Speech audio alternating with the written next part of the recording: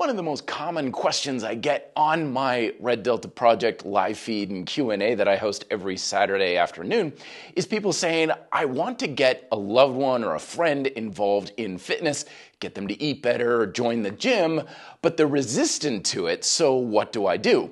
This is where the old stages of change model comes into play.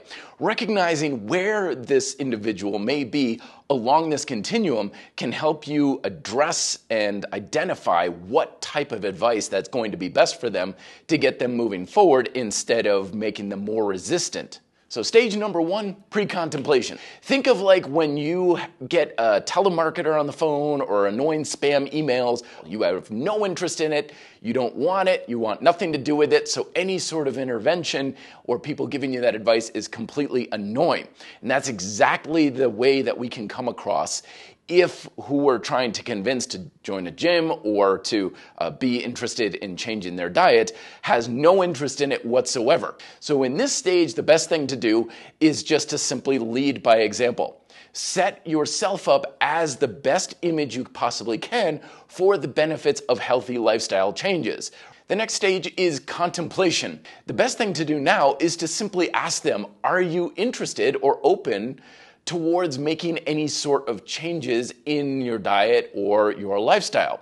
Then you can start to move them into the third stage of change, which is preparation. We want to kind of get a gauge for what they're prepared to do mentally, emotionally, and physically, and then kind of work off of that. If you're like, well, how about 1,000 push-ups a day? And they're like, oh, gee, I don't know, that's a little much. Okay, you start to back off.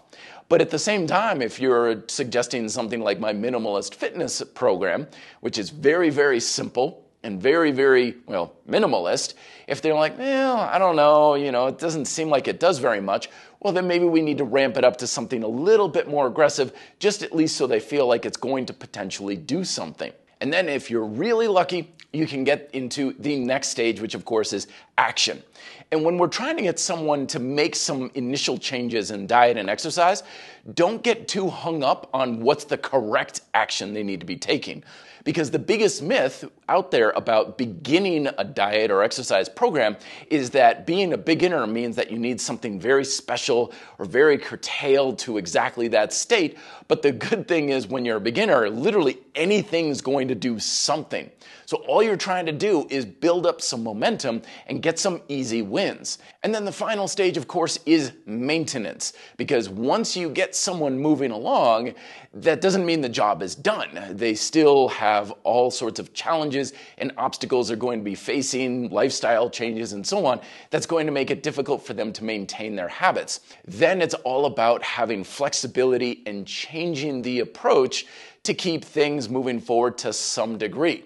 Whoever you want to share your love of fitness with, chances are very good they're going to forge their own path. They're not going to be happiest and most successful with whatever approach you're using. It's not important that they're doing what you do or adopt your beliefs. What's most important is that they're just getting something in and learning things on their own way. And you want to promote that as much as possible instead of saying, no, don't do it that way. You have to do it the way I'm doing it because that's what I believe is best because it worked best for me. That's one of the biggest mistakes we can possibly make. So I wish you the best of luck. Fitness is a great thing. It's fun to share around with other people, but we want to make sure that we're part of the solution, not part of the problem. More videos here. Let me know if you have questions below. Be fit and live free.